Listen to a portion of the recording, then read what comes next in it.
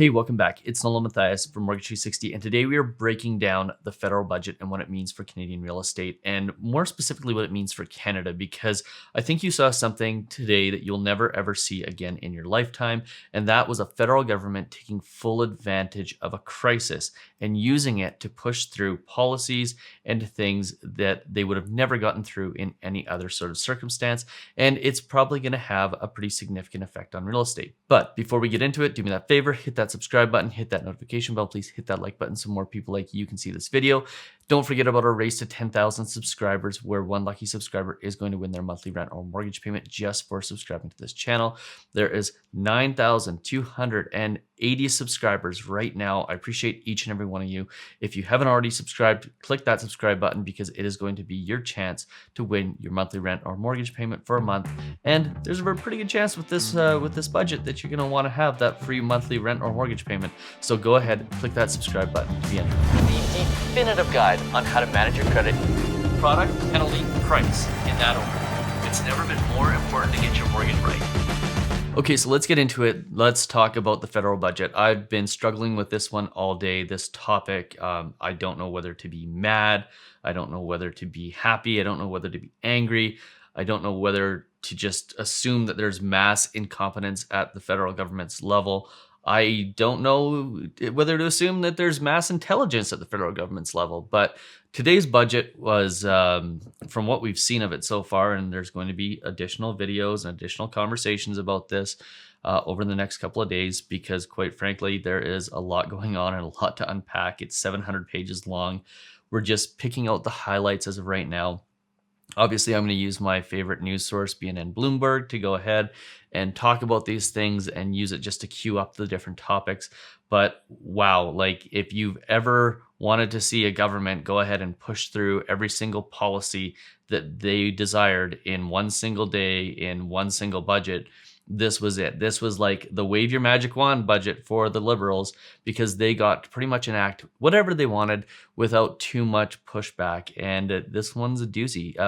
There's some things in here that are absolutely necessary. There's always going to be a conversation around, do you cut taxes or do you increase spending to spur on an economy? And regardless of your political stripes, both of those strategies have their merits, and when used in combination, they both are things that work very, very well. In this case, cutting taxes is something that affects an economy faster. And the reason it affects the economy faster is because as soon as you do it, people start to act as if it's already been done. Businesses start to plan as if it's already been done, and money flows through the economy. Now, spending has a little bit different effect. It takes a little bit longer to go through the economy, but it helps specific people in need. And I think in a scenario like the pandemic, you want to target where you are spending money, and maybe not necessarily cutting taxes and hoping that the middle class starts to spend more, because I think that what the pandemic has shown us is that the middle class isn't spending more, they're spending less. So using some spending in order to spur on the economy in this scenario, I think is probably the right thing to do. However, that being said, there are also some things that I think they completely missed and completely screwed up on. I'm pretty apolitical by nature. I really typically don't care about liberal versus conservatives. Obviously, I am an economist, so I tend to lead towards economic principles that are more conservative, more fiscally conservative. But in this case, there's some stuff in here that just stands out to me as, totally missing the mark. And we'll start by taking a look at what they did with respect to soaring housing costs by targeting foreign owners tax, which this is probably the least they could have done, is definitely not enough, and is definitely way off the mark. So what they did is they introduced a 1% foreign ownership tax on the value of properties if they are vacant. So in other words, if nobody is living in them and they're not being utilized, the foreign investors will have to pay a 1% tax. Now think about this. Forget what's going on in the real estate market right now. Forget what's going on with huge run-ups in values. We expect in North America housing prices to increase by 3 to 5% on an annualized basis just in a normal market. So taxing foreign buyers 1% on properties that are being bought and that are essentially vacant is so inconsequential, especially if they're moving the money out of countries where they're afraid of taxes and they're afraid of inflation and they're afraid of basically losing the money altogether. A 1% tax on this on vacant properties in Canada is absolutely absurd. Especially when you consider the fact that, if you just taxed those properties at 5% or 10%, like you'll see they did on luxury goods, you would incentivize at least the foreign owners to put renters in them and to basically rent them out and create additional housing that's available. 1% for a foreign owner on a property with respect to taxes is an absolutely minimal number, and it's something that they're just going to laugh at when it comes to whether or not they should hold a property and hold it vacant over a 1% tax. So completely missed the mark here. Now, moving on and going on to that next piece, which is the piece that I think is most interesting. They introduced a whole bunch of new taxes here, and cigarettes, $4 more per carton, vapes, new taxes coming. And then they introduced a luxury tax. And again, completely missing the freaking mark here, targeting high net worth individuals. And there is a high likelihood that this is going to miss the mark and actually affect middle income earners or lower income earners. I remember back in university, 2002, 2003, doing a research project on this exact topic. And it's what happens when you introduce a luxury tax on luxury goods. And the government knows this. The government is well aware of what happens when this happens. They have economists on their staff. The research is easy to do.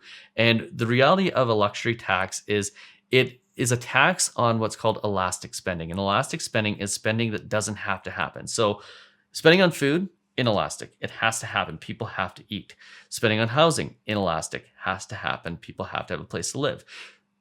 Spending on a luxury vehicle or a luxury boat or a luxury plane, something that somebody can probably do without if they don't want to do it. So what happens is when you introduce taxes on elastic goods is you basically drive the market down instead of actually creating a tax base. And I went back and did a little bit of nerdy economic research on this, trying to find some of the original data. I couldn't find so much the original data I used from 2001 or 2002 when I did that research project. But what I did find is from the Chicago Tribune going back to 1991, an article that says luxury tax on boats sinks jobs and U.S. revenue. So what happened was in 1991, the federal government in the U.S. introduced a luxury tax on all sorts of luxury goods. And what inadvertently happened was there was an 86% decline in boat sales.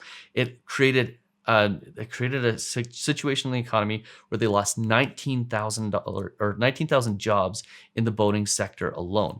And the reason why I bring this up is because they've basically introduced this tax, this luxury goods tax, as a way of showing Canadians that they're taxing the wealthy.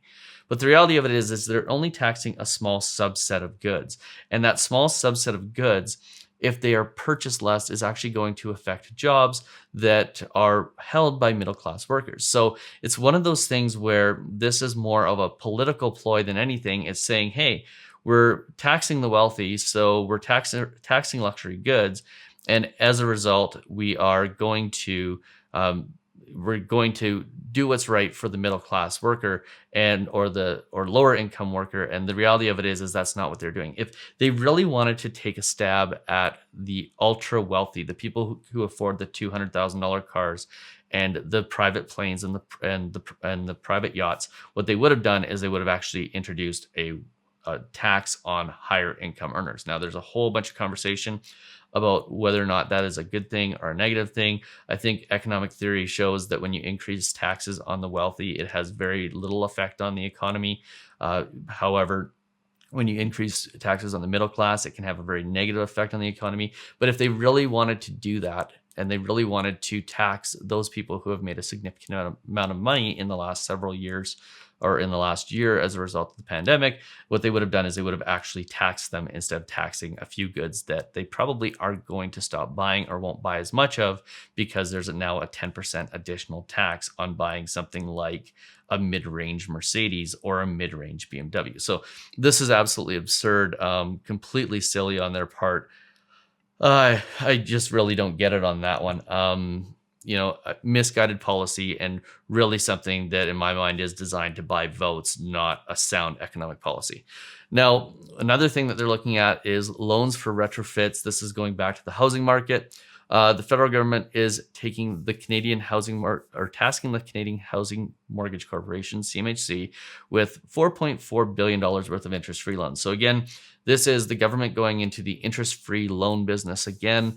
We'll see what this looks like. I'm guessing it's going to look a lot like the first-time homebuyers incentive program, but basically you'll be allowed to take up to $40,000 and retrofit your home with things that make it more efficient. Now, this is absurd in my mind again, because if you are taking these sorts of things like upgrading the furnace or putting new windows in or putting in solar panels or doing things to make the house just generally more efficient, all of these things are things that buyers don't necessarily value. So in other words, you're setting people up to take $40,000 loans that are going to add probably nowhere close to $40,000 worth of value. So basically what you're doing is you're creating a scenario where you could find people borrowing money in order to make changes for their property that doesn't end up actually having an effect on the value, and therefore they end up in more debt, and therefore if values go down or they want to sell the house, they find themselves in a situation where they have negative equity, or perhaps not enough equity to actually make the move that they want to make because they went and put in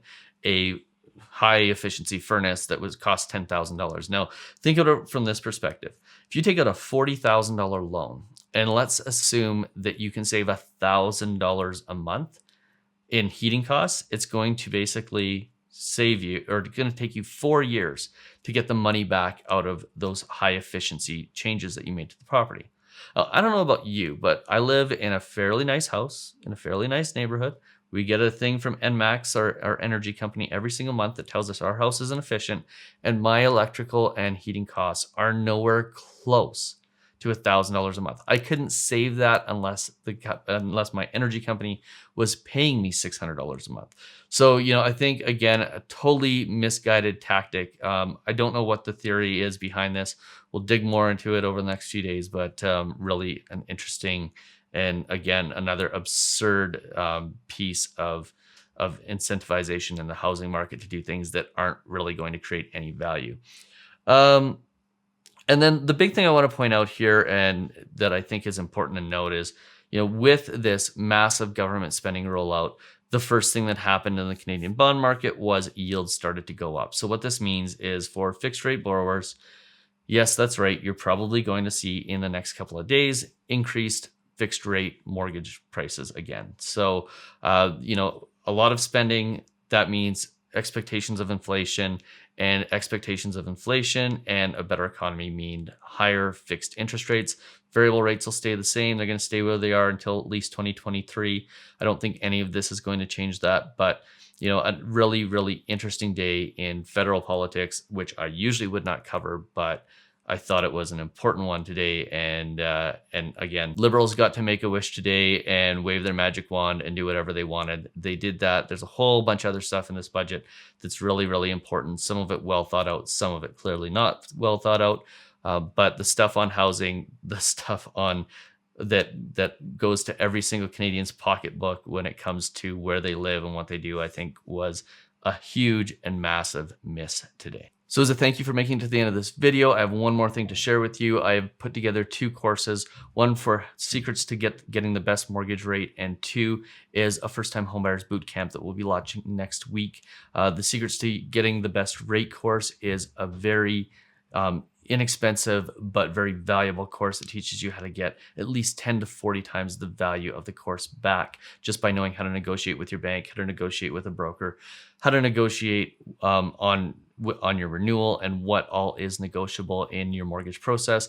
The First Time Homebuyers Bootcamp is going to teach people how to accelerate their down payment accumulation, how to select a realtor, everything they need to know about mortgages, grants, and all the things that come along with being a first-time homebuyer.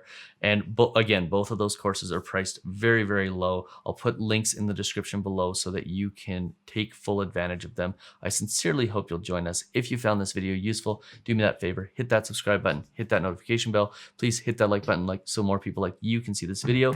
And we're going to give away somebody's rent or mortgage payment in the next couple days. I sincerely hope you are subscribed so that it can potentially be you.